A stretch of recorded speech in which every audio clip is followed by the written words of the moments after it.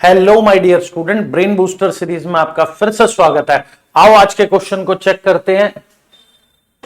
आज का क्वेश्चन है, in a right angle triangle if one acute angle is double the another prove that hypotenuse is double the smallest side. मेरे प्यारे बच्चों, ये class 9th triangle chapter का question है। देखो हम इसे सॉल्व करते हैं। एक राइट एंगल ट्रायंगल है। देखो बेटा क्या है, राइट एंगल। तो बना लेते हैं इसे। हमने बनाया एक A B C, right angle at B.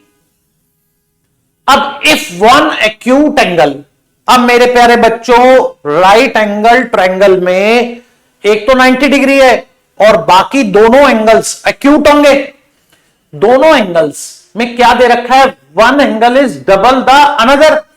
तो मेरे प्यारे बच्चों अगर ये एंगल एक्स है तो ये वाला एंगल क्या होगा सर, 2x। भाई one angle is double the another.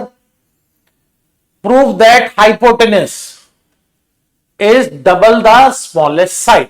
देखो मेरे बच्चों, इस क्वेश्चन को सबसे पहले समझते हैं वो क्या कहना क्या चाह रहा है। वो कह रहा है सर अगर एक एंगल दूसरे का डबल है तो जो हाइपोटेन्यूस होगा इसमें जो स्मॉलेस्ट साइड होगी उसका डबल होगा।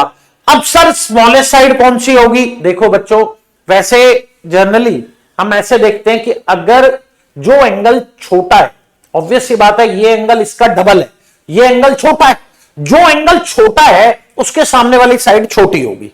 तो इसका मतलब what we have to prove, AC is equal to 2BC। भाई ये हमें प्रूव करना है। अब इसको प्रूव करने के लिए हम कंस्ट्रक्शन करते हैं, एक्सटेंड CB to D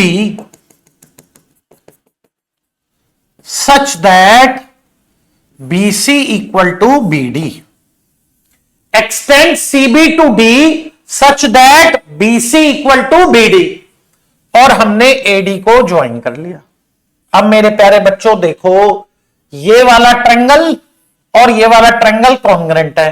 कैसे? ये दोनों एंगल 90 है, ये इसके इक्वल कैसे है सर, ये इसके इक्वल ऐसे है क्योंकि आपने कंस्ट्रक्ट करा अभी। और AB कॉमन है तो SAS से ये दोनों ट्रायंगल क्या हो गए, कॉन्ग्रुएंट। ये वाला ट्रायंगल इसके कॉन्ग्रुएंट हो गया। तो CPCT से ये एंगल 2x है तो कॉरस्पॉन्डिंगली ये भी 2x होगा। सर ये एंगल x है तो ये भी x होगा, क्योंकि जब दो ट्रायंगल कॉन्ग्रुएंट होते हैं तो उसके सारे कॉरस्पॉन्डिंग पार्ट सेम होते हैं। ये 2x है, ये 2x, ये x है, ये x। तो मेरे प्यारे बच्चों ये एंगल भी क्या हो गया 2x, ये भी क्या हो गया 2x, ये भी क्या हो गया 2x। एक बेसिक प्रॉपर्टी हमने बहुत बार करी है, बहुत बार, कि अगर एक ट्रायंगल के तीनों एंगल सेम है तो वो इक्विलैटरल ट्रायंगल है। अब मेरे प्यारे बच्चों अगर ये इक्विलैटरल ट्रायंगल है तो इसके तीनों साइड सेम है। तो AC किसके इक्वल है, BC के।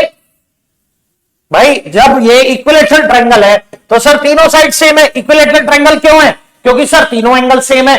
तो DC किसके इक्वल है, AC के। तो देखो बेटा DC AC के इक्वल है और बेटा B DC का मिड पॉइंट है।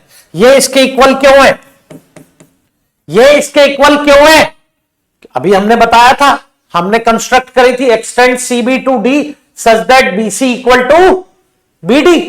तो अब मेरे प्यारे बच्चों जब B DC का मिड पॉइंट है तो हम DC को क्या लिख सकते हैं, 2BC।